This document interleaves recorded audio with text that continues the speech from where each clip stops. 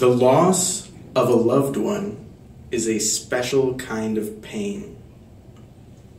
When I was 13, I was waiting at the bus stop in the dark with my sister. It's very dark in the country, in the woods. The bus came up. We got on. There were 3 more stops, and then we took a turn. Up in the distance, we could see lights flashing. Cop lights. Now the bus driver didn't know what was happening, and she pulled up a little too close to the scene and parked on the side of the road, directly next to the accident. Everyone on the bus was screaming, going wild. You could feel the tension in the air. Something bad had happened.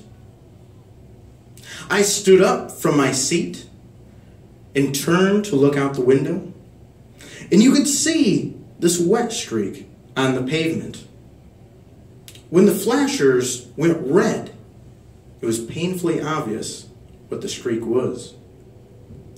That bus stop was the bus stop for my best friend, Andrew. He did not survive that day. For the next several years, I went into an odd psychological state.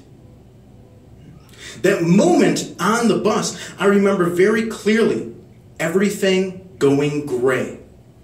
The sound of the screaming kids literally died away, and I had no reaction at all. I turned back to my seat, I sat down, and I continued to school. When my grandmother came to pick me up that day, I didn't even leave.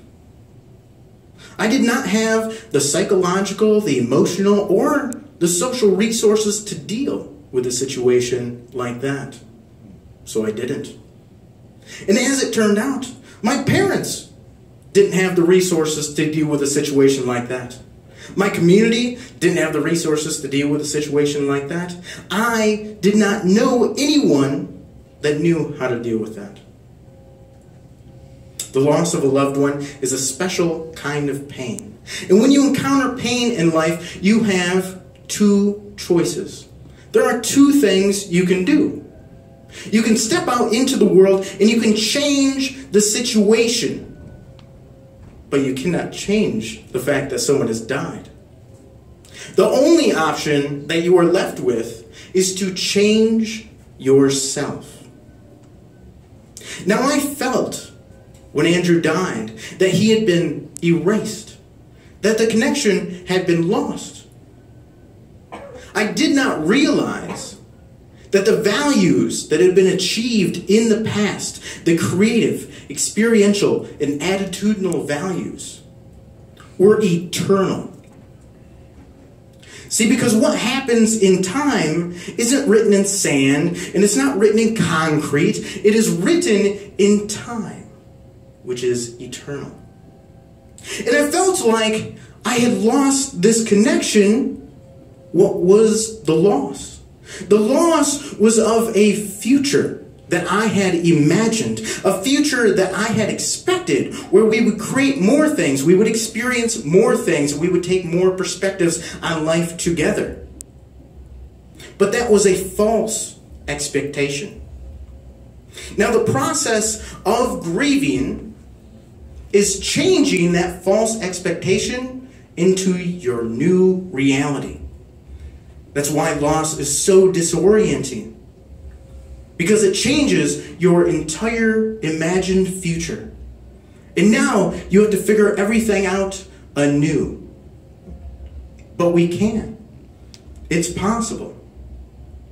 By working to understand what grief truly is, that the history of values we have achieved are not erased, and that we need to adjust our perception of our new future.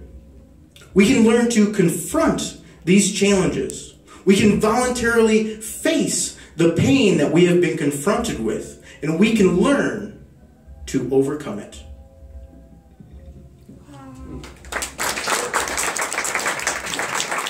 What do you think, Connie?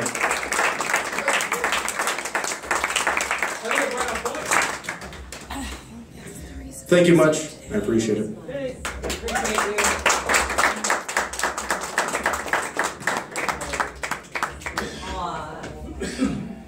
Thank you much.